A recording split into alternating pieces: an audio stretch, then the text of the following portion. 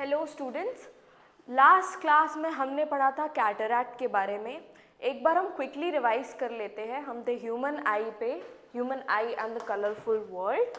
हमने पढ़ा था ह्यूमन आई के बारे में, कैसी होती है ये, क्या क्या इसमें इमेज कैसे फॉर्म होती है, और हमने पढ़ा था इसके डायग्राम के बारे में, एनाटॉमी ऑफ द ह्यूमन आई के बारे में, अलग अलग पार्ट्स के बारे में पढ़ा था, जैसे कि लेंस हो गया, एक्वस ह्यूमर हो गया, प्यूपिल, आइरिस, कॉर्निया, सीलियरी मसल हो गया, retina, optic nerve, brain, vitreous humour, है ना। अब कुछ बच्चों को कन्फ्यूजन होती है दो चीज़ों में। क्या क्या दो चीज़ें हैं वो? तो बेटा एक रहता है आपका ये एक्वस ह्यूमर, ठीक है, एक रहता है आपका एक्वस ह्यूमर और एक रहता है आपका विट्रस ह्यूमर, है ना। तो अब आप उसको कैसे पहचानोगे कि उसमें क्या क्या डिफरेंसेस रहती हैं? तो सुनो ज़रा, क्या रहता है कि हमारा जो एक्वस ह्यूमर ए से चालू होता है, aqueous humour, right, aqueous humour ए से चालू होता है। तो बेटा एक्वस ह्यूमर आएगा पहले, ठीक है, एक्वस ह्यूमर आएगा पहले। कहाँ पे? हमारे कॉर्निया और लेंस के बीच में। ये कॉर्निया है और ये लेंस है, ओके, ये लेंस हो गया हमारा। तो यहाँ पर इन दोनों के बीच में क्या आएगा? एक्वस ह्यूमर आएगा इधर पे, ओके। तो ए पहले आता है, वी बाद में आता है। विट्रस ह्यूमर कहाँ पे रहेगा? लेंस और रेटिना के बीच में।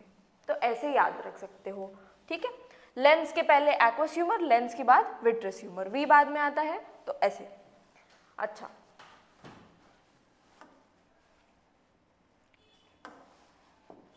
इसके बाद हमने पढ़ा था विजन का पाथवे क्या होता है, कैसे हमारी आई और ब्रेन तक सिग्नल्स पहुंचते हैं, सिग्नल्स कैसे कन्वर्ट किए जाते हैं। तो बेटा दो सेल्स के नाम बताए थे मैंने आपको, एक रॉड्स था और एक कोन्स था, ठीक है। रॉड्स क्या करते हैं? लो लाइट की इंटेंसिटी पे ये एक्टिवेट हो जाते हैं, और क्या रहता है? रात के समय में, मैंने क्या बोला था, रात से रॉड्स, ऐसे करके याद रखना, है ना, R for rods, R for रात। तो बेटा क्या रहता है, जैसे रात के समय हमारे पास कम लाइट रहती है, तो ये रॉड्स तब एक्टिवेट हो जाते हैं लो लाइट में, या लो लाइट की इंटेंसिटी में ये हमारे विजन के लिए रिस्पॉन्सिबल रहते हैं। कोन्स क्या रहते हैं? तो बेटा हाई इंटेंसिटी लाइट रहती है जब आपकी, या कलर्ड विजन रहता है, तो उसके लिए कौन रिस्पॉन्सिबल रहता है? कोन्स, ठीक है। तो सी फॉर कलर, सी फॉर कोन, ऐसे याद रखना, ओके। फिर हमने पढ़ा था लेंस और अकोमोडेशन के बारे में। हमने पढ़ा था कि हमारे आई के पास एक सुपर पावर रहती है जिसे हम पावर ऑफ अकोमोडेशन कहते हैं। क्या होती है ये पावर? तो बेटा यहाँ पर मसल्स की हेल्प से ये लेंस ना अपना साइज चेंज कर सकता है। कैसे? जब लेंस रिलैक्स्ड रहेंगी एकदम, तो ये जो लेंस रहेगा ये इसका क्या, कर्वेचर कम रहेगा। कर्वेचर कम रहेगा तो फोकल लेंथ क्या रहेगी? ज़्यादा रहेगी। मैंने बताया था कर्वेचर और फोकल लेंथ एक दूसरे का रेसिप्रोकल रहता है ना। तो कर्वेचर देखो कम है तो हमारी जो फोकल लेंथ है वो ज़्यादा है, हम दूर के ऑब्जेक्ट्स देख सकते हैं। अच्छा हमारा कर्वेचर अगर ज़्यादा हो जाएगा मतलब फोकल लेंथ कम हो जाएगी, यहाँ पर ये देखो फोकल लेंथ कम हो गई, तो क्या हम पास के ऑब्जेक्ट्स देख सकते हैं इससे आराम से, ओके। तो this the ability of the eye lens to adjust its focal length is known as accommodation. फिर हमने पढ़ा था पावर ऑफ अकोमोडेशन के बारे में कि डिस्टेंट ऑब्जेक्ट्स को कैसे देख सकते हैं, नियर बाय ऑब्जेक्ट्स को कैसे देख सकते हैं। हमारी मसल्स रिलैक्स रहती है जब हम डिस्टेंट ऑब्जेक्ट को देखते हैं, और हमारी मसल्स कॉन्ट्रैक्ट कर जाती है जब हम नियर बाय ऑब्जेक्ट्स को देखते हैं। फिर हमने बात की थी नियर पॉइंट और फार पॉइंट के बारे में। नियर पॉइंट बेटा हमारा वो सबसे कम डिस्टेंस होता है जहाँ पर हम क्लियरली चीज़ों को देख सकते हैं, और इसको हम least distance of distinct vision भी कहते हैं। ये होता है बेटा 25 सेंटीमीटर। अगर फार पॉइंट की बात की जाए तो थियोरेटिकली इसको हम इन्फिनिटी कंसिडर करते हैं, ठीक है। फार पॉइंट क्या है? वो सबसे दूर का डिस्टेंस जहाँ पर हमें जो भी चीज़ है वो क्लियरली दिख रही है, ठीक है, ओके। फिर हमने लास्ट में कैटरैक्ट के बारे में पढ़ा था। ये भी एक तरीके का डिफेक्ट होता है। क्या होता है यहाँ पर जो हमारा नॉर्मल आई का लेंस है, ये देखो कितनी सुंदर सी आई है यहाँ पर, बट यहाँ पर देखो ये क्या आ गया है, यहाँ पर प्यूपिल के सामने क्लाउडीनेस आ गई है, मिल्कीनेस आ गई है। क्या हो जाता है? ब्लर सा दिखने लगता है। तो जो हमारा लेंस है ये मिल्की या क्लाउडी हो जाता है जैसे जैसे एज बढ़ती है, और हम पार्शली या कंप्लीटली ब्लाइंड हो सकते हैं, ठीक है। जिस भी इंसान को कैटरैक्ट हो रहा है वो इंसान पार्शली या कंप्लीटली ब्लाइंड हो सकता है। अब ये जो क्लाउडिंग है बेटा ये ब्लॉक कर देती है हमारे विजन को, इसलिए हम कह रहे हैं कि ब्लाइंड हो सकता है इंसान, ठीक है, लॉस ऑफ विजन हो जाता है, ओके। तो क्या होता है, ये क्लाउडीनेस के कारण, ये समझ लो एक शीट रखी है हमारे आंखों के कारण, हमारे आंखों के सामने, सॉरी, तो हमारी आंखों के सामने अगर एक शीट रखी है वाइट कलर की, तो लाइट बेटा पास नहीं होगी उससे। सिमिलरली ये कैटरैक्ट के कंडीशन में होता है, तो बेटा रेटिना पे जो इमेज है वो क्लियरली फॉर्म नहीं होती है। अब इसको हम करेक्ट कैसे कर सकते हैं, तो बेटा सर्जरी, ठीक है। सर्जरी में क्या होता है, एक आर्टिफिशियल लेंस को प्लेस कर दिया जाता है हमारे नॉर्मल जो क्रिस्टलाइन लेंस है नेचुरल, उसको हटाकर, ठीक है। तो इससे क्या होता है, हम अपना क्लियर विजन रिस्टोर कर लेते हैं इफेक्टिवली। आगे बढ़ते हैं हम, तो बेटा आगे हम बाकी के डिफेक्ट्स ऑफ विजन की बात करते हैं, और ये बेटा these are related to focal length, ठीक है, these are related to focal length. ये जो कैटरैक्ट था बेटा, यहाँ पर फोकल लेंथ का कोई भी जिक्र नहीं हुआ है, बट यहाँ पर अगर आप देखोगे हमारे पास 3 डिफेक्ट है। एक है आपका मायोपिया, एक होता है हाइपरमेट्रोपिया, और एक होता है प्रेसबायोपिया, ठीक है। ये तीनों बेटा फोकल लेंथ से रिलेटेड रहते हैं, ओके। तो इसलिए हम इनको बाद में पढ़ रहे हैं अलग से, ओके। तीनों को हम साथ में पढ़ेंगे क्योंकि तीनों रिलेटेड है फोकल लेंथ से। अब बेटा मायोपिया को हम कहते हैं नियर साइटेडनेस। क्या कहते हैं हम इसको, नियर साइटेडनेस। आपकी क्लास में कुछ ऐसे बच्चे होंगे जिन्हें पास की चीज़ें दिखाई देती है, लेकिन एकदम, अब भाई सब बैक बेंचर हो तुम लोग, ठीक है, तो तुम्हारे दोस्त लोग कुछ ऐसे होंगे जो पास की चीज़ें आराम से बढ़िया लिख रहे हैं, पढ़ रहे हैं, लेकिन भाई अगर बोल दिया जाए उसको कि भाई वो बता मेरे को बोर्ड पे क्या लिखा है, नहीं बता पाएगा वो, बोलते भाई दिख ही नहीं रहा है क्या लिखा है, ठीक है, चश्मा उतार दो कि नहीं देख पाएगा वो। तो क्या रहता है बेटा, ऐसे लोगों को रहता है मायोपिया, ठीक है, this is a defect of vision. क्या रहता है, पास की चीजें दिखती हैं, दूर की चीजें नहीं दिख सकती।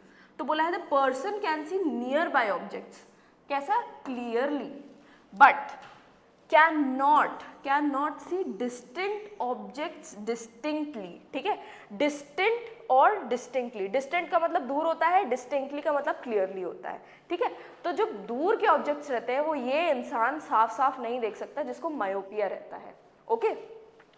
अब क्या होता है, क्या हो जाता है यहाँ पर, तो बेटा बोला है यहाँ पर कि the far point is nearer than infinity. ये मैं आपको करूँगी एक्सप्लेन अभी जब हम मायोपिया डिटेल में पढ़ेंगे, ठीक है। अच्छा, इसका करेक्शन है, हम कॉनकेव लेंस यूज़ कर सकते हैं, डाइवर्जिंग लेंस, ये भी हम पढ़ेंगे, ओके। मैं यहाँ पर स्टार बना दे रही हूँ कि मैं जो आपको डिटेल में पढ़ाऊँगी वो क्या क्या है। अच्छा, हम बात करते हैं हाइपरमेट्रोपिया की, तो बेटा हाइपरमेट्रोपिया को हम कहते हैं फार साइटेडनेस। इसका जस्ट उल्टा, दूर की चीज़ें बहुत अच्छे से दिखाई दे रही है, पास की चीज़ें नहीं दिख रही हैं। दादाजी को बोलो दादाजी वो क्या लिखा है उधर, उतनी दूर होर्डिंग पे देख रहे हो, दादाजी बड़े अच्छे से पढ़ के बता देंगे। दादाजी को न्यूज़पेपर थमा दो, दादाजी नहीं पढ़ पाएंगे, ठीक है। तो ये क्या होता है, ये हाइपरमेट्रोपिया के कारण होता है। जो पर्सन है दूर की चीज़ें क्लियरली देख पा रहा है, लेकिन जो पास की चीज़ें हैं can not see near by objects distinctly, clearly नहीं देख पा रहे हैं। यहाँ पर क्या होता है, यहाँ पर near point is farther than 25 centimetre. ये आपको एक्सप्लेन किया जाएगा डिटेल में, इसको हम करेक्ट करते हैं बाय यूजिंग कॉन्वेक्स या कन्वर्जिंग लेंस। प्रेसबायोपिया के बारे में एक बार देख लो, ये किस कारण से होता है बेटा, this is an age related factor, ठीक है। ये यंग पीपल को नहीं होता, ये एज रिलेटेड फैक्टर है प्रेसबायोपिया। यहाँ पर क्या होता है, तो बेटा it is a mix of hypermetropia and myopia, ठीक है, it is a mix of hypermetropia and myopia. क्या होता है, यहाँ पर जो पावर ऑफ अकोमोडेशन रहती है आई की, वो डिक्रीज हो जाती है। पावर ऑफ अकोमोडेशन डिक्रीज होने का मतलब क्या, क्या कहती है हमारी पावर ऑफ अकोमोडेशन की डेफिनेशन, देखो जरा। बोला है कि the ability of the eye lens to adjust its focal length. अगर इस एबिलिटी को ही कुछ हो जाए तो बेटा उसे हम प्रेसबायोपिया कहेंगे। हमारी आई अब और ज़्यादा फोकल लेंथ को एडजस्ट नहीं कर पा रही है, ठीक है। जो भी इंसान बूढ़ा हो जाता है, मसल्स वीक हो जाती हैं, ठीक है, तो वो काम नहीं करती है और उसके कारण जो लेंस है वो भी आपका फोकल लेंथ एडजस्ट नहीं कर पाता। लेंस शेप कैसे चेंज कर रहे हैं, मसल्स के कारण। मसल्स कॉन्ट्रैक्ट हो रही हैं तो उसका कर्वेचर कम हो रहा है, सॉरी बढ़ रहा है, ठीक है। और अगर मसल्स रिलैक्स हो रही हैं तो जो कर्वेचर है वो कम हो रहा है, ठीक है। तो ये मसल्स के कारण हो रहा है, क्योंकि मसल्स हमारे लेंस के शेप को कंट्रोल कर रही हैं। बट क्योंकि हमारी एज के साथ साथ मसल वीक होती जाती है, तो धीरे धीरे हमारी जो पावर ऑफ अकोमोडेशन है वो भी कम होती जाती है। अच्छा, क्या होता है? Near point gradually recedes, it is caused by weakening of ciliary muscles and reduced lens flexibility. Lens की जो फ्लेक्सिबिलिटी है बेटा वो भी क्या हो जाती है? कम हो जाती है। अब इसको हम करेक्ट कर सकते हैं बायफोकल लेंस के द्वारा, ये भी मैं आपको समझाऊंगी। अब ज़रा देख लेते हैं एक एक करके डिटेल में क्या एक एक डिफेक्ट में होता है। ठीक है, मायोपिया बेटा हम इसको नियर साइटेडनेस कह रहे हैं। मैंने बताया पास की चीज़ें दिखती हैं। ठीक है, पास की चीज़ें अच्छे से दिखती हैं।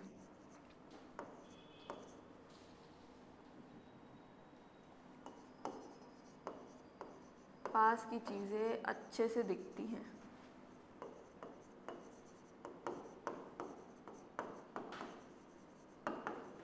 बट दूर की नहीं।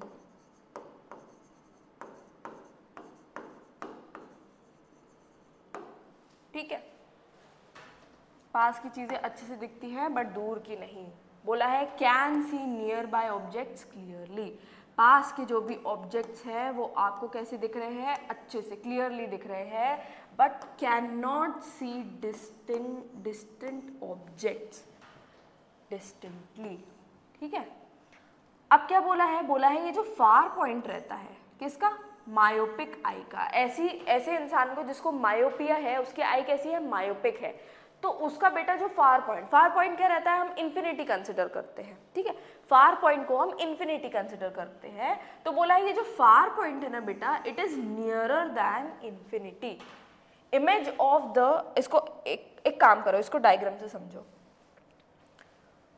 ये पहले वाले को तो छोड़ो, ठीक है, पहले वाले को छोड़ो, दूसरे वाला अपने काम का है। क्या है बेटा? कहीं से रेज आ रही हैं, ओके, इन्फिनिटी से रेज आ रही है। कहाँ से आ रही हैं? इन्फिनिटी से रेज आ रही हैं, इन्फिनिटी से रेज आ रही हैं। बट बेटा देखो, इमेज फॉर्म कहाँ होना चाहिए? यहाँ पे फॉर्म होना चाहिए, रेटिना पे, जहाँ पर हमारा रिफ्रैक्शन के बाद रेज मिलेंगी वहाँ पर इमेज फॉर्म होनी चाहिए। तो फिलहाल इमेज कहाँ पर बन रही है? यहाँ पर। बननी कहाँ चाहिए? रेटिना पे, स्क्रीन पे। ठीक है, यहाँ पर नहीं बन रही है। मतलब फार पॉइंट जो कायदे से हमारा रेटिना पे क्या बोलते हैं, इन्फिनिटी से आएगा और रेटिना पे इमेज बनाएगा, तो ये जो फार पॉइंट है बेटा ये थोड़ा आगे हो गया है इनका। ठीक है, थोड़ा पास में आ गया है, तो इसलिए इमेज जो है, कन्वर्जेंस जो है वो पहले हो रहा है। ठीक है, अब इसका थोड़ा और पढ़ो इसके बारे में। बोला है image of distant object is formed in front of the retina instead of on it. ठीक है, रेटिना पे ना बन के रेटिना के पहले बन रही है। अब बेटा वहां पर तो कोई स्क्रीन ही नहीं है ना, स्क्रीन ही नहीं है वहां पर, रेटिना नहीं है। तो बेटा रेटिना जहां पर रहता है वहां पे हमारे लाइट सेंसिटिव सेल रहते हैं, रॉड्स और कोन्स, वो एक्टिवेट ही नहीं होंगे और ना ही वो सिग्नल पहुंचाएंगे ऑप्टिक नर्व को, ना ही ऑप्टिक नर्व ब्रेन को सिग्नल पास ऑन करेगी।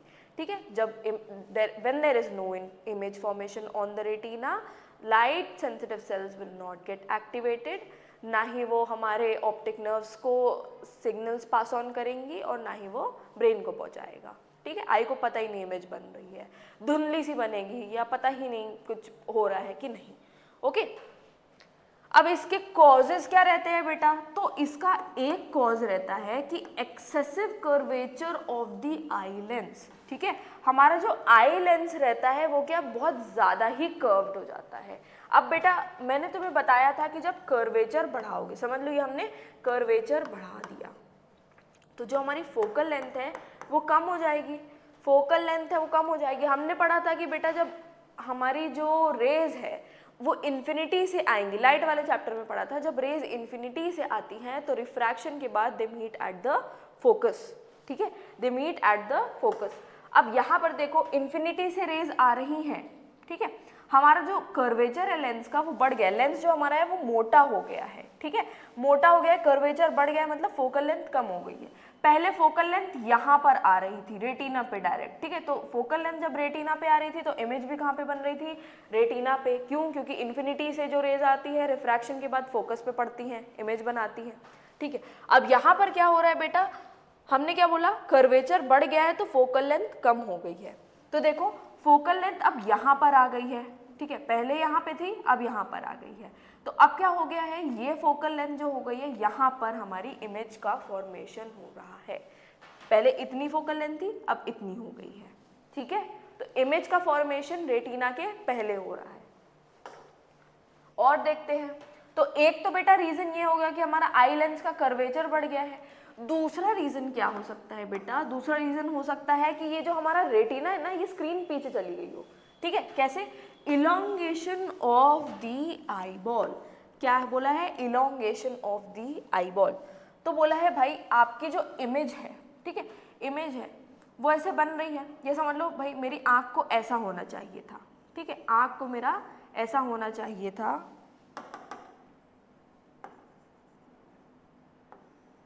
ऐसा होना चाहिए था ताकि इमेज यहाँ रेटिना पे बने। बट ये जो आई बॉल है इसका इलोंगेशन हो गया है, ठीक है, इसका इलोंगेशन हो गया, पीछे और चली गई है, ठीक है, लंबी हो गई है आई बॉल थोड़ी सी। तो क्या होएगा बेटा, यहाँ पर स्क्रीन जब पीछे चली गई है तो अब इमेज कहाँ पे बनेगी, पहले बन रही थी इमेज, तो अब तो स्क्रीन ही पीछे चली गई है, अब कोई इमेज नहीं बनेगी, ठीक है।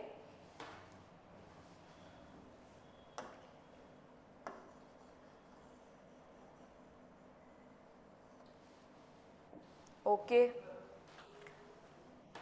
अब यहाँ पर इसने कॉजेज में और क्या कहा है, ये एक चीज हो गई, ये दो चीज हो गई। अब इसको हम करेक्ट कैसे करेंगे, तो बेटा आपने देखा होगा आपके जो दोस्त लोग रहते हैं उनसे आप पूछोगे कि भाई तेरे चश्मे का पावर क्या है, तो वो लोग बताएंगे कि यार मेरा ये है -1 -2 -0.5 -0.25 ऐसे करके बताएंगे वो। यूजुअली जो बच्चे रहते हैं उनमें मायोपिया रहता है, ठीक है, दूर की चीज़ें नहीं दिखती, पास की चीज़ें दिखती हैं।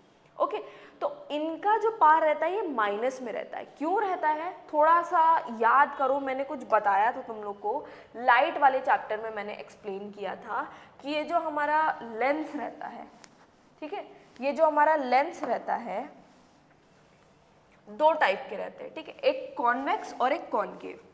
एक रहता है आपका कॉन्वेक्स और एक क्या रहता है, कॉनकेव,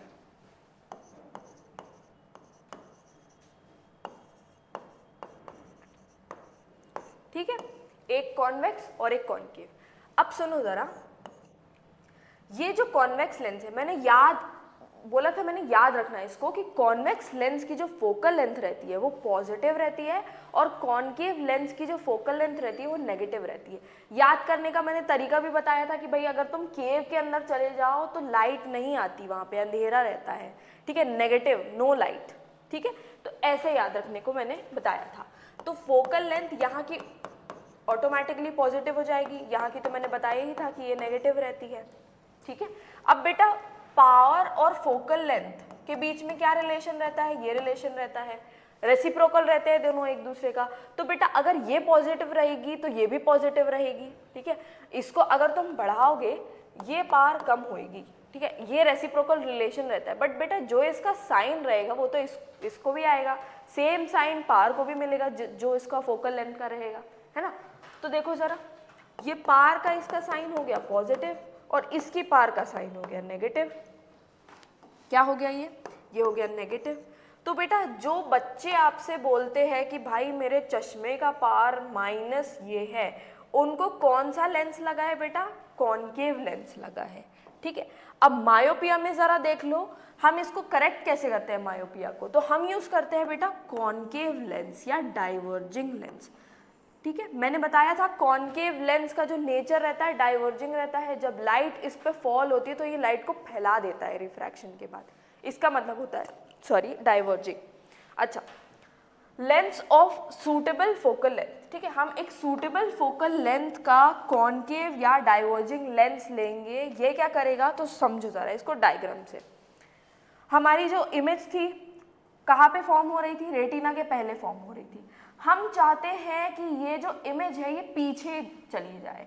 हम क्या करेंगे कि अब देखो कन्वर्जेंस पहले हो रहा था, कहाँ पे, लाइट रेज पहले कन्वर्ज हो रही है, ठीक है, पहले कन्वर्ज हो रही है या ज़्यादा कन्वर्ज हो रही है, तो मोर कन्वर्जेंस पहले ही मिल जा रही है, यहाँ पर क्या है, ज़्यादा कन्वर्जेंस है हमारी मायोपिक आई में। हम क्या चाहते हैं भाई, कन्वर्जेंस थोड़ा सा कम हो जाए ताकि जो लाइट रे है थोड़ा फैल के पीछे जाके मिले, ये चाहते हैं हम। थोड़ा लॉजिकली सोचो, ठीक है, रटने की कोई ज़रूरत नहीं, लॉजिकली सोचना। तो बेटा अब क्या करूँ मैं ना इसके पहले आई लेंस के पहले एक कॉनकेव लेंस प्लेस कर दूंगी। कौन सा, कॉनकेव लेंस प्लेस कर दूंगी। ये आ गया बेटा हमारा कॉनकेव लेंस। तो ये क्या करेगा, ये हमारी लाइट रेज को डाइवर्ज करेगा थोड़ा सा। देखो ये लाइट रेज ऐसे आ रही है सीधी सीधी और ये थोड़ा सा फैल गई है यहाँ पे। अब ये फैल के बेटा वापस से हमारी आई लेंस में जाएंगे जो कि कॉन्वेक्स है नेचर में। ये क्या करेगा, ये हमारी लाइट रेज को एक जगह पे मिला देगा और वो क्या हमारा रेटिना रहेगा। वहाँ पे हमारी क्या हो गई, इमेज फॉर्मेशन हो गई।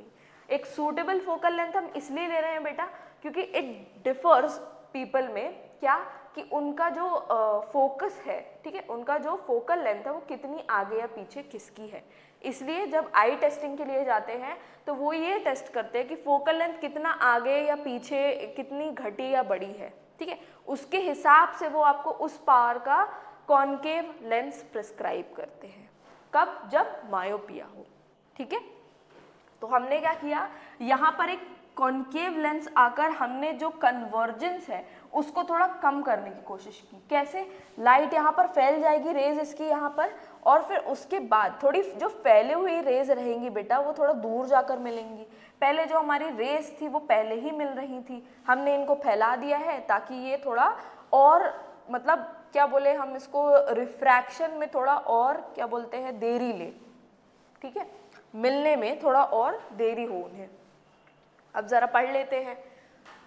तो अनकरेक्टेड मायोपिक आई मतलब ये मायोपिक आई है। ओके, क्या है ये, मायोपिक आई। यहाँ पर मैंने इसको क्रॉस इसलिए कराया था, बच्चे यूजुअली कंफ्यूज हो जाते हैं, ठीक है। अब समझो ये थर्ड वाला डायग्राम क्या कह रहा है, या मतलब फर्स्ट वाला सॉरी मेरा थोड़ा गला खराब है आज, तो प्लीज़ बेयर विथ मी।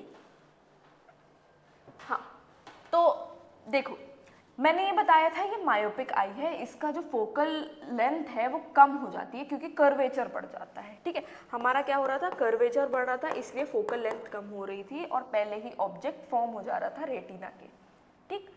अब बेटा क्या हो रहा है यहाँ पे समझो जरा, फार पॉइंट होना कहाँ पे चाहिए, इन्फिनिटी पे होना चाहिए, ठीक है, फार पॉइंट इन्फिनिटी पे होना चाहिए। बट यहाँ पे देखो फार पॉइंट इन्फिनिटी से खिसक कर एक स्पेसिफिक पॉइंट पे आ गया है, पहले ही आ गया है ना, पहले ही खिसक गया है। अब क्योंकि फार पॉइंट पहले खिसक गया है तो मतलब इमेज, एक मायोपिक आई के लिए इमेज उस फार पॉइंट की यहाँ पर बनेगी रेटिना पे, ठीक है। कब, जब फार पॉइंट पहले खिसक गया हो। अब अगर हम इन्फिनिटी कंसिडर करें, ठीक है, हम समझ लें कि अब फार पॉइंट इन्फिनिटी पे है, तो यहाँ पर मायोपिक आई की जो इमेज है वो रेटिना के पहले बन रही है। अगर आप इन्फिनिटी कंसिडर करोगे तो इमेज पहले बनेगी, और अगर आप फार पॉइंट को इन्फिनिटी ना कंसिडर करके कोई नियरर पॉइंट कंसिडर करोगे तब तो इमेज यहीं पर बनेगी रेटिना पे, ठीक है दोनों मायोपिक आई।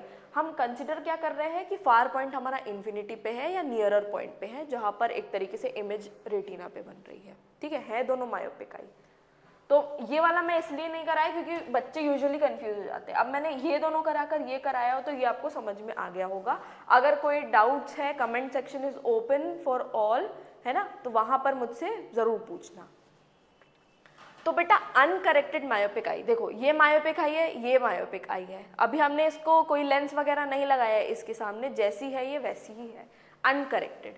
तो यहाँ पर क्या हो रहा है, ये जो लाइट रेज है they form a distant object converge in front of the retina, ठीक है, sorry, light rays from a distant object converge in front of the retina। Retina के पहले हमारी लाइट रेज कन्वर्ज कर रही हैं एक दूर के ऑब्जेक्ट से आकर। अब क्या बोला है, एक ब्लर्ड इमेज बनेगी, ठीक है, एक ब्लर्ड इमेज बनेगी, ठीक है।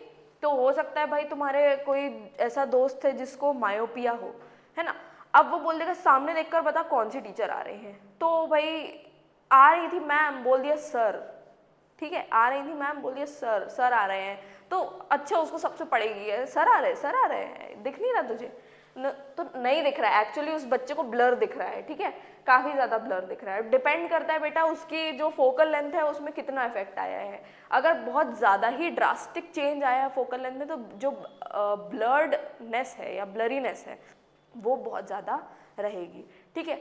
मतलब उस इंसान को बस इतना दिखेगा कि हाँ कोई खड़ा है, ये नहीं पता कि मेल खड़ा है फीमेल वॉट एवर, कुत्ता बिल्ली कुछ नहीं समझ में आएगा, ठीक है। अच्छा, तो यहाँ पर हमने कॉजेज में भी पढ़ा था कि एक्सेसिव कर्वेचर के कारण हो सकता है। जो हमारा लेंस है वो पहले ऐसा था, बट अब मायोपिया के बाद ये कैसा हो गया है, इसका कर्वेचर बढ़ गया है,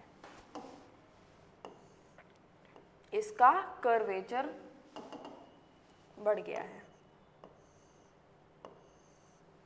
ठीक। या आई बॉल का जो शेप है वो इलोंगेट हो गया है। दो रीजन होते हैं बेटा, मायोपिया के दो रीजन होते हैं, या तो हमारा जो लेंस है वो बहुत ही ज़्यादा मोटा हो जाता है, एक्सेसिव कर्वेचर आ जाता है उसमें, या तो जो हमारी आई बॉल है वो ज़्यादा इलोंगेट हो जाती है।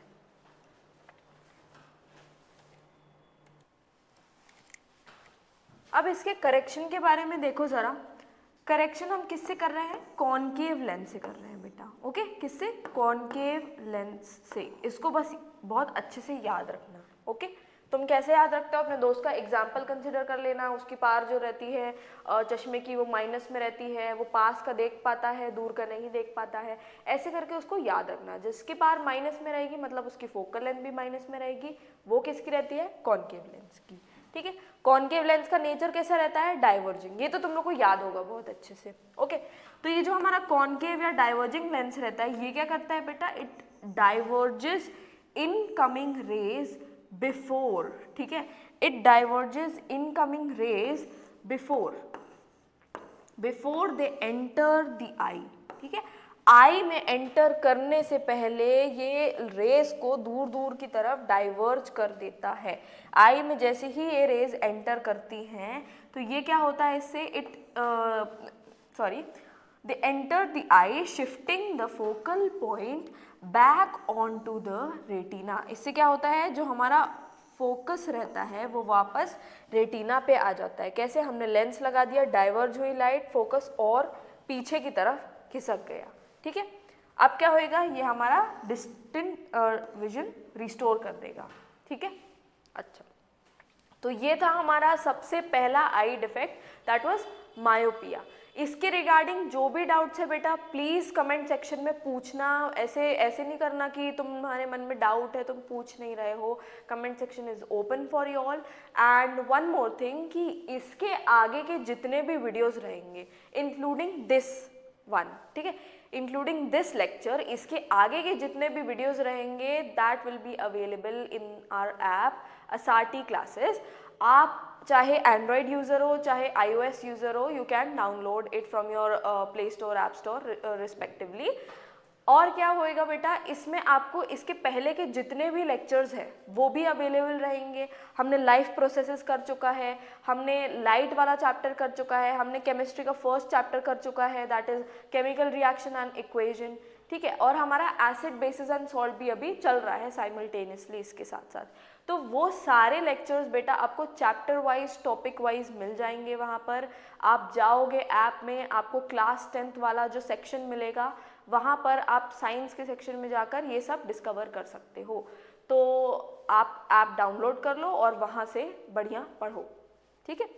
इसके बाद से जो भी आपके लेक्चर्स रहेंगे इट माइट बी पॉसिबल वो यूट्यूब पे अवेलेबल नहीं होंगे, ओके। तो ये वाला लेक्चर जो है ये लास्ट लेक्चर है, that will be available on our YouTube playlist. इसके बाद आपको ऐप डाउनलोड करना पड़ेगा, वहाँ पर आपको बाकी के जो लेक्चर्स है मिल जाएंगे।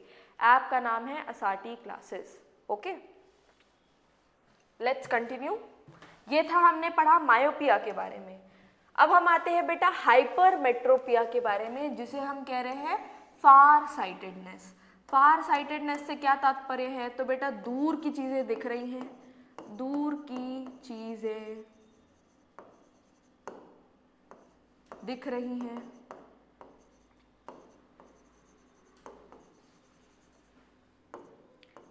हैं, पर पास की नहीं,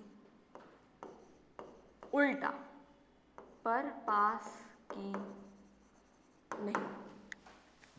ठीक है, देखो जरा क्या बोला है, can see distant objects clearly but can not see near by objects distinctly. पास की चीजें ढंग से नहीं दिखेंगी, दूर की चीजें बहुत अच्छे से दिखेंगी। मायोपिया का जस्ट उल्टा है ये, हाइपरमेट्रोपिया। क्या होता है, तो जो नियर पॉइंट होता है वो दूर चला जाता है नॉर्मल आई के नियर पॉइंट से। जैसे नॉर्मल आई का नियर पॉइंट 25 सेंटीमीटर है, तो जिसको बेटा हाइपरमेट्रोपिया है या जिसकी हाइपरमेट्रोपिक आई है, उसका जो नियर पॉइंट रहता है वो और पीछे शिफ्ट हो जाता है 25 सेंटीमीटर से ज़्यादा, 30 हो सकता है, 35 हो सकता है, 40 हो सकता है, वट एवर सो ऑन, है ना। तो जो इमेज है नियर बाय ऑब्जेक्ट्स की वो रेटिना के पीछे बनती है, forms behind the retina instead of on it. क्यों? क्योंकि नियर पॉइंट जो है वो पीछे शिफ्ट हो गया है। डायग्राम के हेल्प से समझो क्या हो रहा है, यहाँ पर इमेज बननी थी यहाँ पर। अब नियर पॉइंट हमारा कितना दूर होता है बेटा, 25 सेंटीमीटर दूर होता है, 25 सेंटीमीटर दूर होता है। बट यहाँ पर देखो नियर पॉइंट भी आगे खिसक गया है इस आई के लिए, हाइपरमेट्रोपिक आई के लिए। और क्या हो गया है, अब जो इमेज है वो रेटिना पे ना बन के पीछे बन रही है। ठीक है, कैसे बन रही है, पीछे बन रही है। अच्छा, क्या कॉजेस हो सकते हैं, तो बेटा हो सकता है कि ये जो आई लेंस है इसकी जो फोकल लेंथ है वो बढ़ गई हो। अब बढ़ गई है फोकल लेंथ तो मतलब हमारा जो रेटिना है वहाँ पे फोकस ना होकर पीछे चला गया है इसका फोकस। ठीक है, ये मतलब हुआ फोकल लेंथ बढ़ने का। तो पहला तो ये हो गया, है ना। या क्या हो सकता है, eye ball is too small shorter than normal. हो सकता है कि ये जो हमारी आई बॉल है, ये जो हमारा रेटिना है, ये यहाँ पीछे तक जाता है, बट क्या हो गया है, अब ये रेटिना जो है आगे की तरफ आ गया है। आई बॉल एक तरीके से श्रिंक हो गई है। क्या हो गई है, श्रिंक हो गई है। तो उसके कारण भी ये हो सकता है। अच्छा, अब क्या हो रहा है बेटा यहाँ पर, तो ये जो सीलियरी मसल्स है इसका कॉज क्या है, तो सुनो। सीलियरी मसल्स जो है ये हमारी, ये these are unable to sufficiently increase the curvature of the lens for close objects. जो हमारी सीलियरी मसल्स है वो लेंस को और ज़्यादा, मतलब भले ही सीलियरी मसल्स रिलैक्स्ड है, ठीक है, सीलियरी मसल्स रिलैक्स्ड है मतलब कर्वेचर कम रहेगा। ठीक है, अगर if ciliary muscles are relaxed, if ciliary muscles are कैसी है, रिलैक्स्ड कंडीशन में है, तो क्या होएगा बेटा, कर्वेचर जो रहेगा वो कम रहेगा और जो फोकल लेंथ रहेगी, जो फोकल लेंथ रहेगी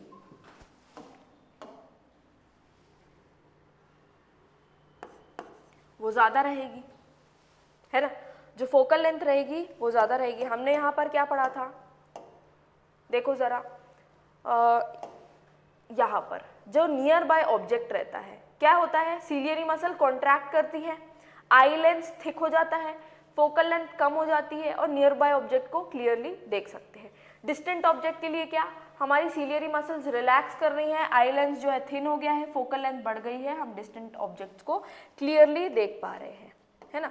तो यहाँ पर देखो हमने क्या बोला कि अगर सीलियरी मसल्स जो है हमारी रिलैक्स्ड है, जो कर्वेचर रहेगा वो कम रहेगा और फोकल लेंथ जो रहेगी वो ज़्यादा रहेगी। डिस्टेंट ऑब्जेक्ट्स को हम देख पा रहे हैं यहाँ पे, distant objects can be seen.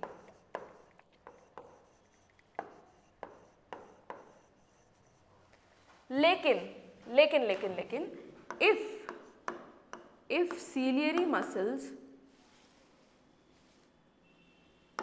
if ciliary muscles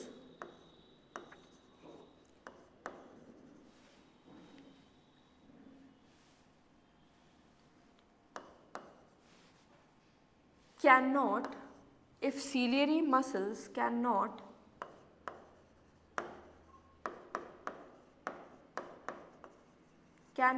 contract properly, जब ढंग से कॉन्ट्रैक्ट नहीं हो पाएंगी तो बेटा ये जो हमारा कर्वेचर है लेंस का, हमारे जो लेंस का कर्वेचर है वो बढ़ नहीं पाएगा, अब जब कर्वेचर बढ़ नहीं पाएगा मतलब जो हमारा लेंस है वो मोटा नहीं हो पाएगा ढंग से, ठीक है। अब जब लेंस ढंग से मोटा नहीं हो पाएगा तो बेटा जो फोकल लेंथ है वो भी कम नहीं हो पाएगी, है ना। जो फोकल लेंथ है वो भी कम नहीं हो पाएगी। इसका जस्ट ऑपोजिट रहेगा कि लेंस कर्वेचर बढ़ा नहीं पा रहा है तो बेटा फोकल लेंथ भी डिक्रीज नहीं कर पा रही है, उतनी है फोकल लेंथ, मतलब फोकल लेंथ क्या है, ज़्यादा है, कम नहीं हो पा रही है। तो ऐसे में क्या होगा, देखने में प्रॉब्लम होगी, ठीक है। पास की चीज़ें हम नहीं देख पाएंगे, क्यों, क्योंकि हमारा फोकल लेंथ बहुत ज़्यादा है, ठीक है। फोकस हमारा पीछे शिफ्टेड है रेटिना के, पहले फोकल लेंथ कम हो पा रही थी, पावर ऑफ अकोमोडेशन एकदम सही थी, सीलियरी मसल्स प्रॉपरली काम कर रही थी, ओके। तो क्या हो रहा था, जो हमारी फोकल लेंथ थी वो डिक्रीज होकर सामने जहाँ पर रेटिना था जस्ट वहाँ पर आ पा रही थी।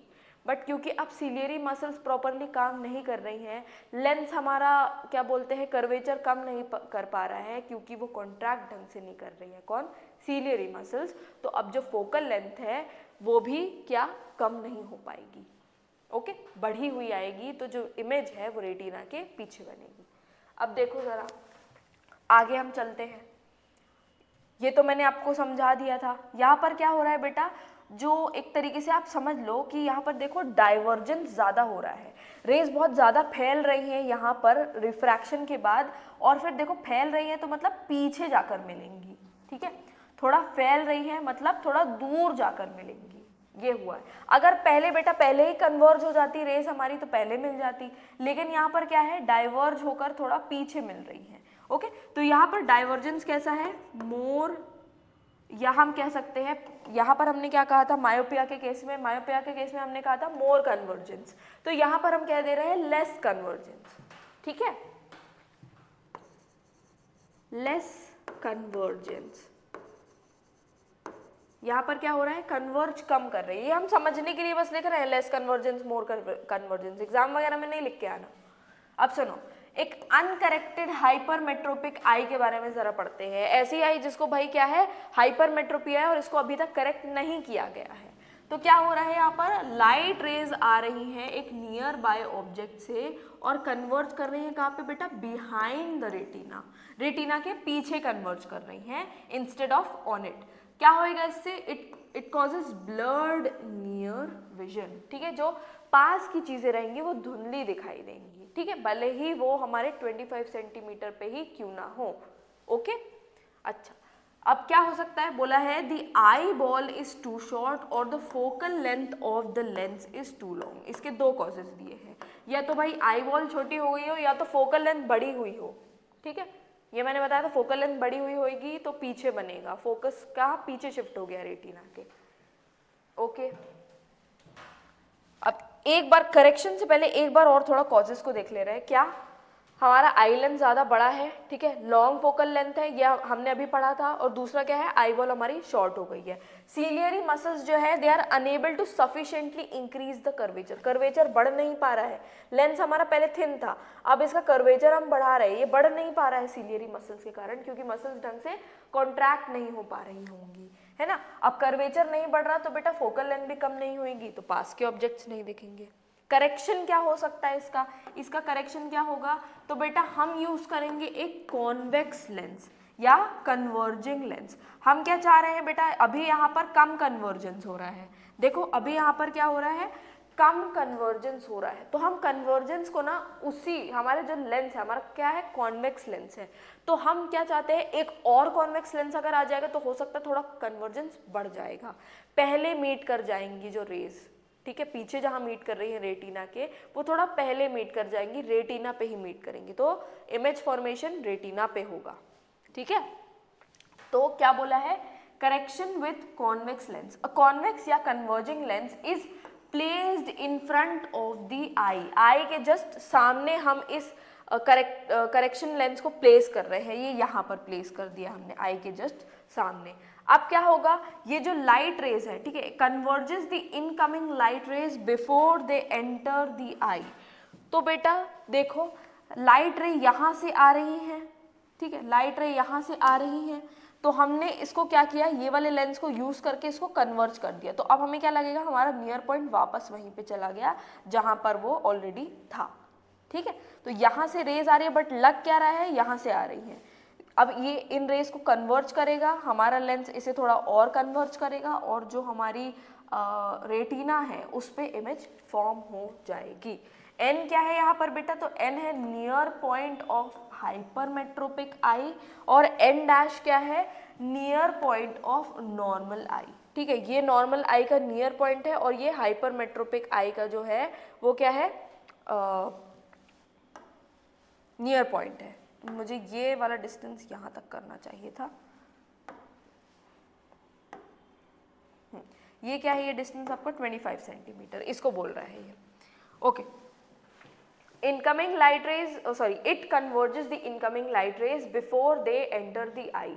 अब क्या हो गया, पहले ही कन्वर्ज कर दिया। अब क्या हमारे आई में जब ये लाइट एंटर करेगी तो ये आई लेंस हमारा थोड़ा और कन्वर्ज करके इस इमेज को कहाँ पर, रेटिना पे बनाएगा। So the image is now focused exactly on the retina, restoring clear near vision. ठीक है तो ये हो गया बेटा हाइपरमेट्रोपिया के बारे में। नेक्स्ट कंडीशन, नेक्स्ट डिफेक्ट जो है हमारा, दैट इज प्रेसबायोपिया। क्या होता है इसमें, तो बेटा पावर ऑफ अकोमोडेशन जो है वो डिक्रीज हो जाती है एज के साथ, ये हमने पढ़ा था।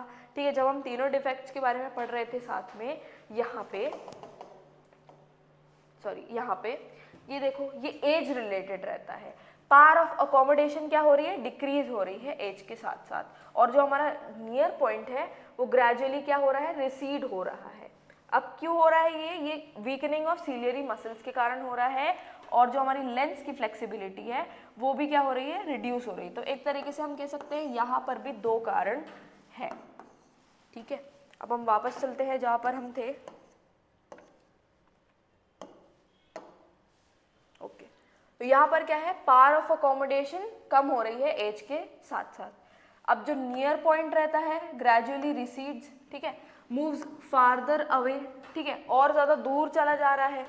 नियर पॉइंट हमारा जैसे हाइपरमेट्रोपिया में हो रहा था ना, नियर पॉइंट दूर खिसक गया था, सेम प्रेसबायोपिया में हो रहा है। तो क्या हो रहा है यहाँ पर बेटा, difficulty in seeing near by objects clearly. जो पास के ऑब्जेक्ट्स है वो ढंग से नहीं दिख रहे हैं। ओके, ये किस कारण से होता है, तो ciliary muscles weaken with age and eye lens becomes less flexible and loses elasticity. ठीक है, दो कारण है। पहला तो ये है सीलियरी मसल वाला कि वो वीकन हो जाती है, तो लेंस का जो शेप है वो चेंज नहीं कर पा रही है।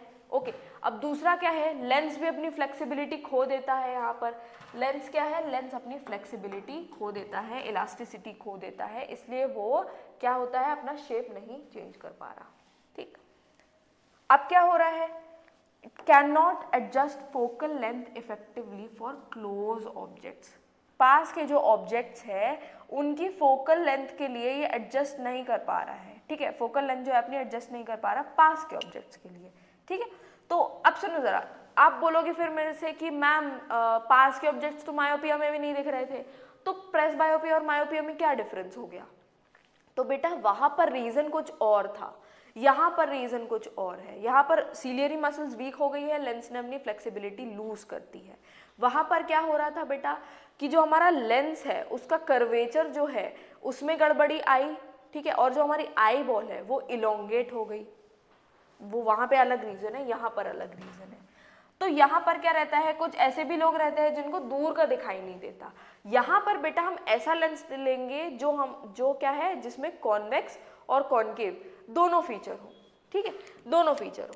तो यहाँ पर देखो क्या कि यहाँ पर हम एक सूटेबल कॉन्वेक्स लेंस ले सकते हैं, कन्वर्जिंग लेंस ले सकते हैं, या जिन्हें बेटा देखो क्या बोला है, persons with both myopia and presbyopia, जिनको मायोपिया प्रेसबायोपिया दोनों रहता है, they might require bifocal lens. ठीक है, बायफोकल लेंस। बायफोकल लेंस क्या होता है बेटा, तो ये होता है, तो ये जो ऊपर वाला पार्ट रहता है ना, ये डिस्टेंट विजन के लिए रहता है, और ये जो नीचे वाला पार्ट रहता है ये नियर विजन के लिए रहता है। ठीक है, पास के विजन के लिए। तो ऊपर वाला जो पार्ट रहता है बेटा, इट इज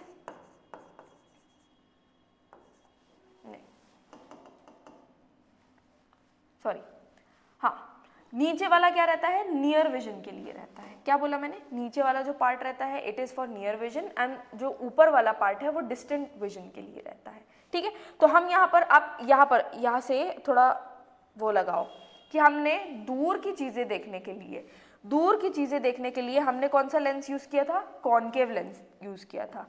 तो यहाँ पर क्या आ जाएगा आपका, कॉनकेव लेंस आ जाएगा। और यहाँ पास की चीज़ें देखने के लिए हमने क्या ये यूज़ किया था, कॉन्वेक्स लेंस। तो यहाँ नीचे बेटा आ जाएगा आपका कॉन्वेक्स लेंस। ठीक है, तो बायफोकल लेंस बेटा कॉम्बिनेशन रहता है कॉनकेव और कॉन्वेक्स लेंस का। जो अपर पोर्शन रहता है वो कॉनकेव लेंस से बना हुआ रहता है, दूर की चीज़ों को देखने के लिए होता है। ठीक है, मायोपिक पर्सन को हेल्प करता है ताकि वो दूर की चीज़ें देख सके। अब जो लोअर पोर्शन रहता है ये कॉन्वेक्स लेंस से बना हुआ रहता है, पास की चीज़ें देखने को हेल्प करता है, किसको, हाइपरमेट्रोपिक पीपल को, ताकि ये पास की चीज़ें देख सके। And it is suitable for people with both myopia and hypermetropia, जिन्हें दोनों कंडीशन, फॉर एग्जाम्पल कोई बच्चा है, ठीक है, उसको मायोपिया था जब वो छोटी एज में था। ठीक है, अब उसको लग गया है कॉनकेव लेंस माइनस पावर वाला, लेकिन जैसे जैसे वो बड़ा हुआ उसको हाइपरमेट्रोपिया भी हो गया। तो ऐसे लोगों को बेटा बायफोकल लेंस प्रिस्क्राइब करते हैं डॉक्टर। तो आपने देखा होगा वो लोग जो चश्मा लगाते हैं वो उसमें ऐसा कुछ आधे चांद की तरह कुछ जो एरिया रहता है वो रहता है। तो उससे क्या, वो लोग जब पेपर पढ़ते हैं या कोई भी चीज़ जैसे नोट्स पढ़ रहे हैं या कुछ भी पढ़ रहे हैं, ठीक है, जो लिखा हुआ है प्रिंटेड मटेरियल है, तो वो क्या, वो थोड़ा ऐसे नीचे देखकर पढ़ते हैं। ठीक है, क्यों, क्योंकि उनका जो कॉन्वेक्स वाला पार्ट है नियर ऑब्जेक्ट्स को देखने के लिए वो नीचे की तरफ है, तो वो थोड़ा ऐसे देख के पढ़ेंगे नीचे की तरफ। लेकिन जब उन्हें दूर की चीज़ें देखनी होगी तो वो थोड़ा ऐसे करके देखेंगे। ठीक है, मतलब वो यहाँ ऊपर वाले रीजन से देख रहे हैं। ओके, ठीक है।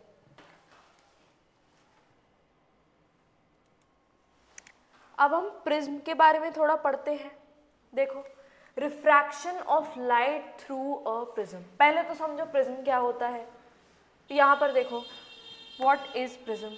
तो बेटा प्रिज्म हमारा एक कांच से बना हुआ चीज रहता है। ठीक है, अब इसके ना बेटा दो ट्रायंगुलर आपके फेसेस रहते हैं। ठीक है, दो ट्रायंगुलर फेसेस रहते हैं आपके। कॉपी नहीं हो रहा, क्या बात है, कॉपी नहीं हो रहा, क्या बात है। चलो कोई नहीं, इसको मैं नॉर्मल स्क्रीन पे बता देती हूँ।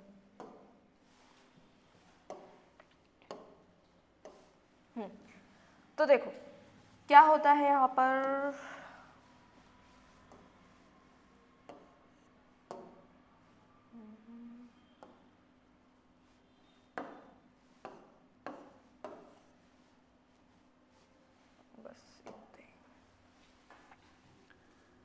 आपने देखा होगा कहीं कहीं पे आपको प्रिज्म कांच के पेपर वेट की तरह लगा हुआ दिखता होगा। ठीक है, अपन शेप्स यूज कर ले रहे हैं सबसे बेस्ट।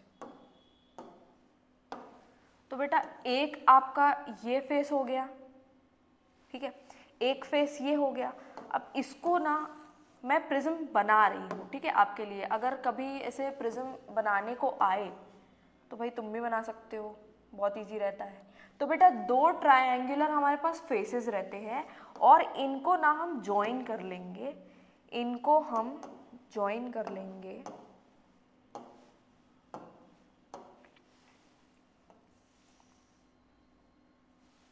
ठीक है, इसको इससे कर लिया, इसको इससे कर लिया। यहाँ देख रहे हो, यहाँ पर एक रेक्टेंगल बन रहा है, यहाँ पर एक रेक्टेंगल बन रहा है। ये दो साइड है और ये दो साइड है। ठीक है, एक रेक्टेंगल बेटा यहाँ पे बनेगा और इन दोनों के बीच में बनेगा। कैसे, ऐसे। ठीक है, बनेगा ऐसे। और फिर उसके बाद यहाँ पर भी अगर मैं जोड़ दूंगी, ठीक है, तो प्रिज्म बेटा ऐसा दिखता है। ओके, अगर आप चाहो तो मैं, let's see if we can,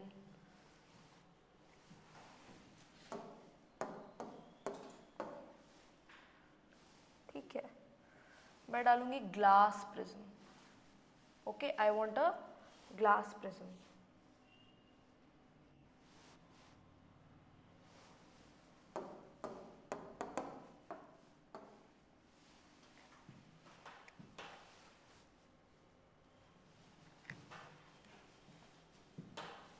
okay, see prism में ऐसा दिख रहा है।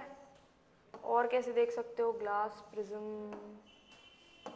What all do we have?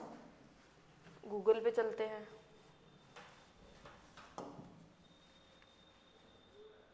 हाँ, ये जो तुम्हें दिख रहा है बेटा, this is your glass prism, ठीक है। ये देखो, इसकी 2 ट्रायंगुलर फेसेस रहते हैं और इसके 3 रेक्टेंगुलर फेसेस रहते हैं, ठीक है। तो क्या क्या हमारे प्रिज्म के पास रहता है? हमारे प्रिज्म के पास रहता है 2 ट्रायंगुलर और 3 रेक्टेंगुलर फेसेस। इसके फेसेस के बारे में अगर हम बात करें तो हमारे पास रहते हैं 2 ट्रायंगुलर फेसेस और रहते हैं 3 रेक्टेंगुलर फेसेस, ठीक है। अब बेटा ये जो बेस है, ये जो प्रिज्म की बेस है, बेस के जस्ट ऑपोजिट यहाँ पर एक एंगल रहता है, इसको हम कहते हैं बेटा एंगल ऑफ प्रिज्म। क्या बुलाएंगे हम इसे? एंगल ऑफ प्रिज्म बुलाएंगे, ठीक है। एंगल ऑफ प्रिज्म बुलाएंगे, ठीक है। तो ये तो बेसिक नॉलेज हो गया हमारे प्रिज्म के बारे में। अब जरा हम चलते हैं, तो बेटा क्या होता है, ये प्रिज्म करता क्या है आपका, कि अब ये बना है ग्लास से, तो यहाँ पर क्या होएगा, यहाँ पर भी रिफ्रैक्शन होएगा प्रिज्म के थ्रू। अब देखो, जब हमारा क्या रहता है, जो लेंस रहता है, ठीक है, तो उसमें भी 2 सरफेसेस रहती है जहाँ से लाइट पास कर रही है। तो देखो यहाँ पर भी 2 सरफेसेस है, ये लाइट की रे इंसिडेंट आई, एक बार रिफ्रैक्शन इसने यहाँ पर फेस किया और दूसरी बार रिफ्रैक्शन इसने यहाँ पर फेस किया और यहाँ से निकल गई, ठीक है, यहाँ से निकल गई। तो सिमिलरली यहाँ पर भी ऐसा ही हो रहा है। क्या? अभी हम सिर्फ एक ट्रायंगुलर फेस देख रहे हैं, बाकी की जो प्रिज्म की बॉडी है वो उसके पीछे छुप गई है, ठीक है। हम सिर्फ एक ट्रायंगुलर फेस देख रहे हैं। देखो, मैंने बताया था तुम्हें एंगल ऑफ प्रिज्म के बारे में, ठीक है। एंगल ऑफ प्रिज्म क्या होता है? हमारा जो एंगल रहता है प्रिज्म का, तो ये बेटा बेस के जस्ट ऑपोजिट जो वर्टेक्स रहती है, वहां पर आपको क्या मिलता है? वहां पर मिलता है आपको एंगल ऑफ प्रिज्म, ठीक। तो ये हो गया एंगल ऑफ प्रिज्म। अच्छा, देखते हैं इसकी अगर मैं कॉपी कर पाऊं तो। नो,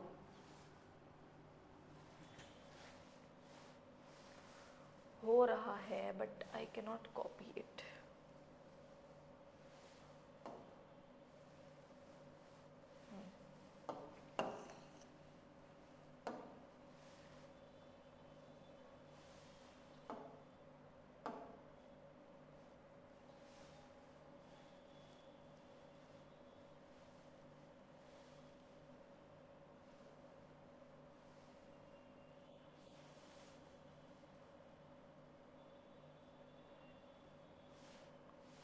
ओके, ठीक है।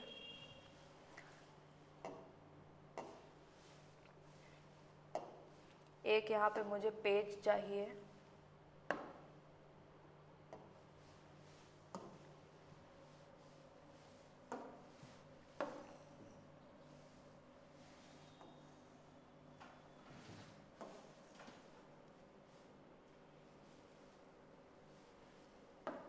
ठीक है।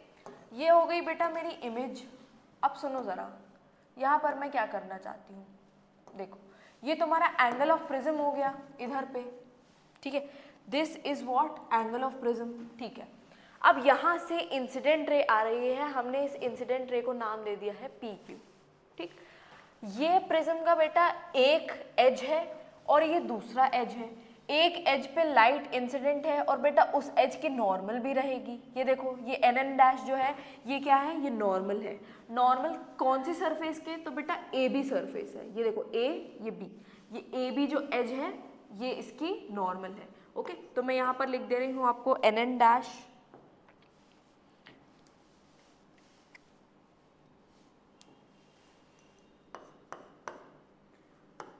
एन एन डैश, या मैं ऐसे लिख रही हूँ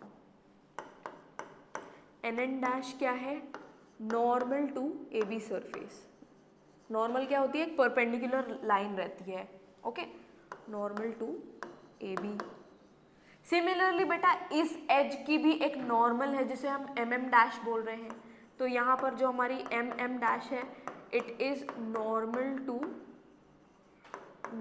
टू AC, ठीक है, it is normal to AC। अच्छा ठीक है, अब हमारी इंसिडेंट लाइट गई, ठीक है, इसने प्रिज्म के एज को हिट किया, यहाँ पर आपकी नॉर्मल है, ये आपकी इंसिडेंट रे है, तो यहाँ पर क्या बन गया बेटा हमारा, ये हो गया हमारा एंगल ऑफ इंसिडेंस, ये हो गया एंगल आई, ठीक है, एंगल आई बन गया। इंसिडेंट ये क्या है, नॉर्मल है और इंसिडेंट रे, नॉर्मल और इंसिडेंट रे के बीच में जो एंगल रहता है वो एंगल ऑफ इंसिडेंस हो गया। अच्छा ये नॉर्मल है, हमें कैसे पता चल रहा है, तो बेटा देखो नॉर्मल और एज के बीच में जो एंगल है वो 90 डिग्री बन रहा है, ठीक है, तो ये नॉर्मल परपेंडिकुलर है। ओके, अब क्या हुआ बेटा, रिफ्रैक्शन हुआ, लाइट बेंड हुई, जाना कैसे चाहिए था, ऐसे जाना चाहिए था, लेकिन चली कैसे गई, ऐसे चली गई, ठीक है। तो बेटा ये जो लाइट की बेंडिंग हो रही है, ठीक है, जाना ऐसे था लेकिन चली ऐसे गई, तो इसको हम कहेंगे बेटा, यहाँ पे जो एंगल बना है, यहाँ पर बना है बेटा आपका एक एंगल जिसे हम कहेंगे एंगल ऑफ डिविएशन, ठीक है। डिविएशन का मतलब क्या होता है, लाइट को सीधे सीधे जाना था पर वो बेंड हो गई, डिविएट हो गई, अपने रास्ते से भटक गई, ठीक है, डिविएट होना इसे कहते हैं। तो यहाँ पर जो हमारा एंगल बनेगा जिसे हम एंगल ऑफ डिविएशन कह रहे हैं, let's label it as angle of deviation 1, ठीक है। ये डिविएशन को बेटा हम डेल्टा से रिप्रेजेंट करते हैं, किससे, ये डेल्टा से, ओके। तो ये हमारा डिविएशन 1 हो गया। सिमिलरली अब देखो ये लाइट रे पास कर रही है, अब देखो क्या आप देख सकते हो, the light ray is parallel to the base, ये जो लाइट रे पास कर रही है रिफ्रैक्शन के बाद it is parallel to the base, ठीक है। तो ये लाइट रे पास कर रही है, अब ये गई दूसरे एज के पास, ये दूसरे एज की नॉर्मल है, इसको जाना कैसे चाहिए था, इसको जाना सीधे सीधे चाहिए था, बट ये यहाँ पर डिविएट हो गई, तो बेटा ये हो गया आपका दूसरा एंगल ऑफ डिविएशन, ठीक है, ये हो गया आपका दूसरा एंगल ऑफ डिविएशन। अच्छे से लिख दे रही हूं मैं, ओके। अब क्या है बेटा, यहां पर एक बार डिविएशन फेस किया लाइट रे ने, अब दूसरी बार डिविएशन फेस कर रही है, जाना सीधे सीधे चाहिए था लेकिन अब मुड़ गई है, क्यों, क्योंकि रिफ्रैक्शन हुआ है लाइट की सरफेस पे भी। कैसे, यहाँ पर देखो ये एयर से ग्लास में जा रही थी, रिफ्रैक्शन कैसे होता है, जब दो अलग अलग मीडिया एक हमारे जो इंटरफेस पे मिलते हैं, उस इंटरफेस पे क्या हो जाता है, रिफ्रैक्शन हो जाता है, लाइट की रे जो रहती है वो बेंड हो जाती है, ठीक है। तो यहाँ पर एक बार रिफ्रैक्शन हुआ, अब देखो ये फिर से अपना मीडियम चेंज कर रही है, पहले ग्लास में थी अब ये वापस एयर में जा रही है लाइट की रे, तो इसकी क्या हो गई, स्पीड चेंज हो गई, इसलिए इसने डायरेक्शन चेंज कर ली है। रिफ्रैक्शन मैंने पढ़ाया था अच्छे से लाइट वाले चैप्टर में, है ना। तो ये दूसरी बार डिविएट हुई। अब बेटा आपकी जो लाइट रे है, देखो ऐसे जाना था उसको, बट चली कैसे गई, दो बार रिफ्रैक्शन के बाद ऐसे चली गई। तो देखो यहाँ से जाना था ऐसे, इसको ऐसे चले जाना था, बट ये कैसे चली गई, ऐसे चली गई। तो बेटा ये जो दो लाइंस है इनको हमने एक्सटेंड किया, इसको आगे की तरफ एक्सटेंड किया, इसको पीछे की तरफ एक्सटेंड किया, तो यहाँ पर जो आपका एंगल बन रहा है, एंगल डी जिसे हम कह रहे हैं, ये भी आपका एंगल ऑफ डिविएशन ही है, ठीक है, ये भी आपका एंगल ऑफ डिविएशन ही है, ओके, ठीक है।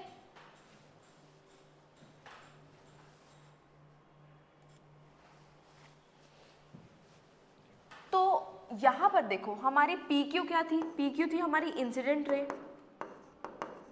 PQ थी हमारी इंसिडेंट रे। EF क्या है बेटा, रिफ्रैक्टेड रे, रिफ्रैक्टेड रे। अब एक नई चीज जो मैं आपको यहाँ पर बताना चाहती हूँ, जो अपन ने लाइट वाले चैप्टर में नहीं पढ़ा था, सुनो जरा। ये तो तुम्हारा एंगल ऑफ रिफ्रैक्शन हो गया, ठीक है, यहाँ पर क्योंकि लाइट रिफ्रैक्ट की, ये भी बेटा एंगल ऑफ रिफ्रैक्शन हो गया, इसको हम R1 कह देंगे, इसको हम R2 कह देंगे, ओके। अब बेटा देखो जरा, यहाँ पर जो एंगल बनेगा, ठीक है, लाइट रे जो प्रिज्म से बाहर इमर्ज हो रही है, तो बेटा ये हो गया आपका एंगल ऑफ इमर्जेंस, जिसे हम स्मॉल ई से रिप्रेजेंट करते हैं, और ये जो रे बाहर की तरफ इमर्ज हो रही है वो हो जाएगी इमर्जेंट रे, ठीक है, वो हो जाएगी इमर्जेंट रे। तो बेटा RS क्या हो गई आपकी, इमर्जेंट रे हो गई, इमर्जेंट रे हो गई। क्यों? क्योंकि ये प्रिज्म से बाहर इमर्ज कर रही है। अच्छा, ये हो गया, हमने ये डिस्कस कर लिया। अच्छा, एंगल आई क्या होता है भाई? एंगल ऑफ इंसिडेंस होता है।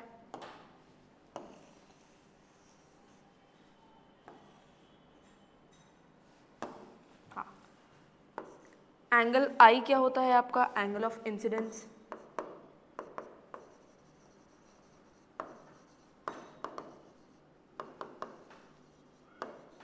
एंगल आर क्या होता है? एंगल आर होता है आपका एंगल ऑफ रिफ्रैक्शन।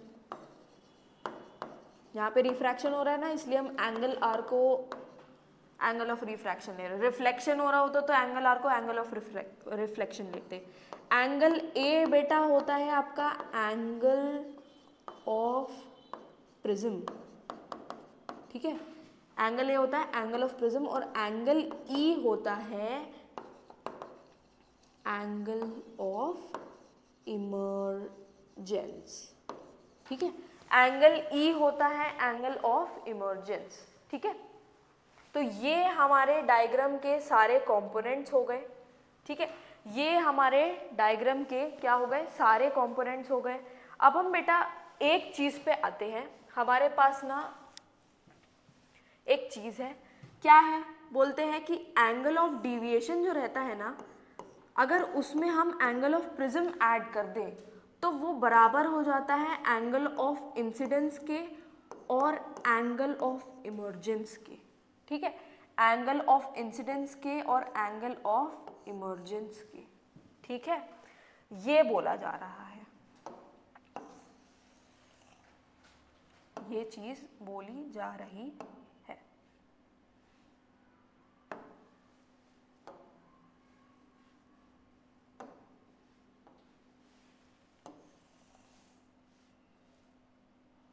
तो बेटा ये जो रहेगा हम इसको प्रूव करेंगे, ठीक है। हम इसको प्रूव करेंगे कैसे? नेक्स्ट क्लास में, ठीक है। आज की क्लास के लिए इतना ही। मैं आपको ये वाला टॉपिक अभी नहीं बता रही हूँ क्योंकि आज वैसे भी अपन ने काफ़ी कुछ कवर कर लिया है। अगर मैंने इसको सॉल्व करके अभी यहाँ पर बता दिया, इट माइट बी पॉसिबल कुछ लोगों का दिमाग खराब हो जाए, कुछ चलना बंद हो जाए, ठीक है, मैल फंक्शन कर जाए। ओके, तो आज की क्लास यहाँ पर समाप्त होती है। आप इसका जो लेक्चर है इसकी रिकॉर्डिंग यूट्यूब पे भी अवेलेबल रहेगी, प्लस हमारे ऐप पे भी अवेलेबल रहेगी। ऐप की जो लिंक रहेगी वो मैं डिस्क्रिप्शन में आपको दे दूंगी for both Android user and for iOS user. वहाँ से जाकर आप ऐप डाउनलोड कर लोगे और आपको जो कोर्स मिलेगा 10th का साइंस का, उसमें आपको सारे पुराने लेक्चर्स प्लस इसके बाद के जितने भी लेक्चर्स रहेंगे वो भी मिल जाएंगे। इसके बाद के लेक्चर्स अब यहाँ यूट्यूब पे नहीं आएंगे, ये आप ध्यान में रखिए। अब इसके बाद जो भी लेक्चर्स रहेंगे वो आपको मिलेंगे ऐप पे। सो आई होप आपको आज की क्लास अच्छी लगी हो। कमेंट में बताना कैसी लगी है, कोई डाउट्स है अगर तो वो भी डिस्कस कर सकते हैं अपन, राइट। अच्छा, तो पढ़ते रहना, मस्ती करते रहना, बाकी का करेंगे अपन नेक्स्ट क्लास में।